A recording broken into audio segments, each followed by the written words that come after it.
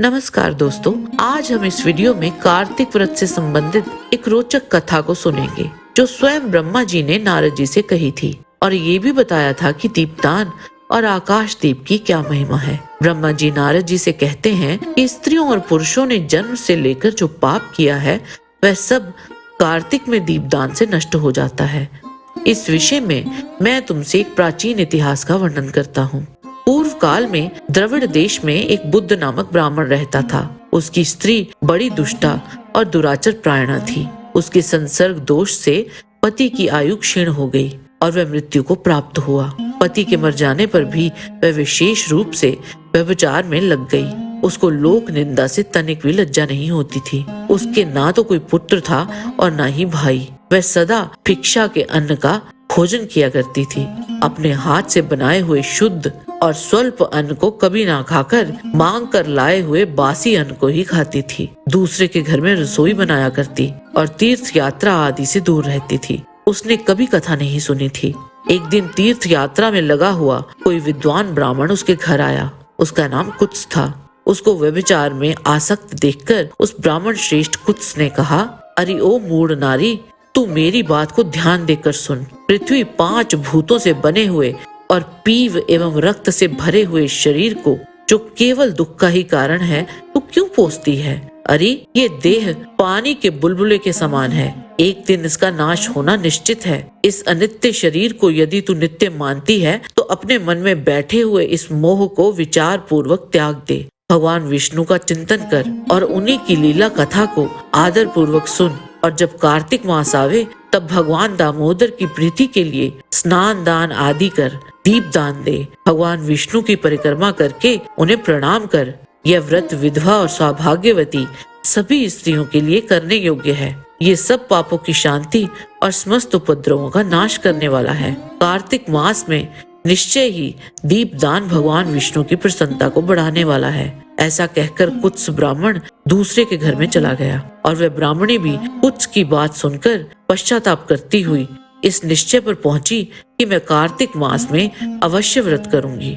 तत्पश्चात कार्तिक मास आने पर उसने पूरे महीने भर प्रातः सूर्योदय काल में स्नान और दीपदान किया। तदंतर कुछ काल के बाद आयु समाप्त होने पर उसकी मृत्यु हो गई। वह स्वर्ग लोक में गई और समय अनुसार उसको मुक्ति भी मिल गई।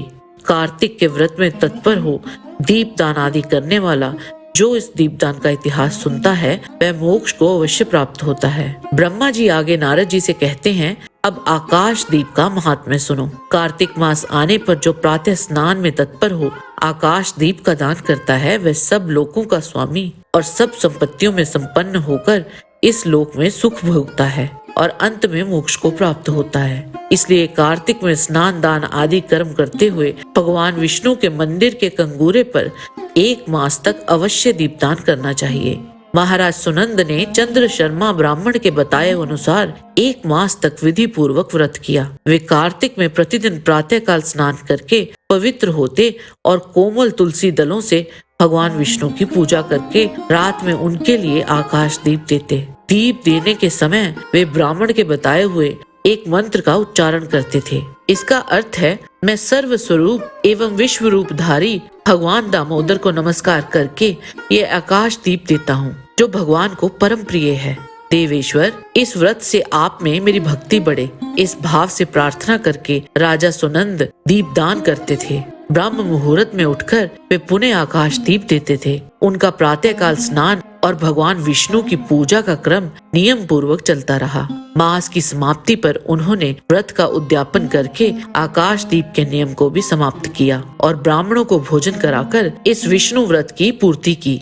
इस पुण्य के प्रभाव से राजा ने इस लोक में स्त्री, पुत्र, पौत्र और स्वजनों के साथ लाख वर्षों तक पार्थिव भोगों का उपभोग किया और अंत में स्त्रियों सहित सुंदर विमान पर आरूढ़ हो पीताम्बरधारी विष्णु का सा दिव्य शरीर पाकर मोक्ष का आश्रय लिया। वे विष्णु लोक में भगवान विष्णु के ही समान सुख पूर्वक रहने लगे। अतः कार्तिक मास में दुर्लभ मनुष्य जन्म को पाकर भगवान विष्णु को प्रिय लगने वाले आकाश दीप का विधि पूर्वक दान देना चाहिए। जो संसार में भगवान विष्णु की प्रसन्नता के लिए आकाश दीप देते हैं वे कभी अत्यंत क्रूर मुख वाले यमराज का दर्शन नहीं करते। एकादशी से तुला राशि के सूर्य से अथवा पूर्णिमा में लक्ष्मी सहित भगवान विष्णु की प्रसन्नता के लिए आकाश दीप प्रारंभ करना चाहिए और इस मंत्र का जप करना चाहिए। पितरों को नमस्कार है, प्रेतों को नमस्कार है, धर्म स्वरूप विष्णु जी को नमस्कार है, यमराज को नमस्कार है तथा दुर्गम पथ में रक्षा करने वाले भगवान रुद्र को नमस्कार है।